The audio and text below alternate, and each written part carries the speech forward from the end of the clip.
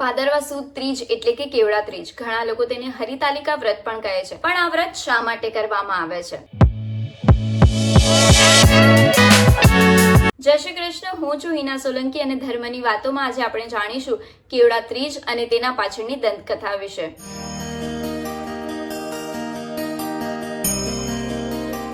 આ દિવસે સવારે સ્ત્રીઓ વહેલા ઉઠીને નાહી ધોઈને શંકર ભગવાનના મંદિરે જાય છે.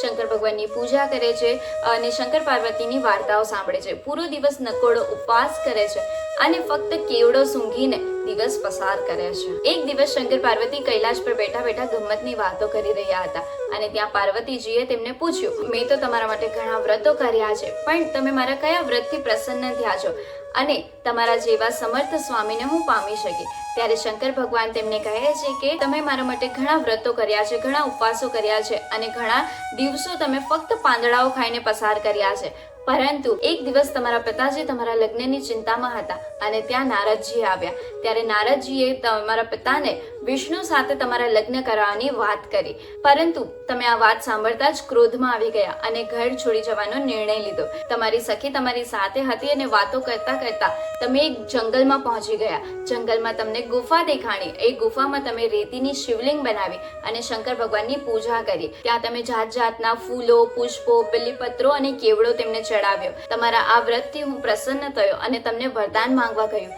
ત્યારે તમે કહ્યું કે તમે મારા પતિ થાવ અને આ વાતને મેં સ્વીકારી અને તમને તથાસ્તુ કહ્યું અને તમારી સાથે લગ્ન કર્યા. બીજે દિવસે જ્યારે તમારા પિતાજી તમને શોધતા શોધતા આવ્યા ત્યારે તમે તેમને વાત કરી કે ગઈ રાતે મેં શંકર ભગવાન સાથે લગ્ન કરી લીધા છે અને જો તમને આ વાત સ્વીકાર્ય નહીં હોય તો હું મારો દેહ ત્યજી દઈશ. સામાન્ય રીતે શંકર ભગવાનને કેવડો ચડતો નથી, પરંતુ હરખમાં આવીને પાર્વતીજીએ તેમને કેવડો ચડાવ્યો. તેથી શંકર ભગવાને તે સ્વીકારી લીધો અને તેમના લગ્ન થયા. કહેવાય છે કે આ વ્રત કરવાથી વ્રત કરનારની મનોકામના પૂર્ણ થાય છે અને તેમને અખંડ સૌભાગ્ય પ્રાપ્ત થાય છે. તો આવા જ વિડીયો, આવી જ કથાઓ સાથે હું તમને મળતી રહીશ માધ્યમ સાથે. જય શ્રી કૃષ્ણ.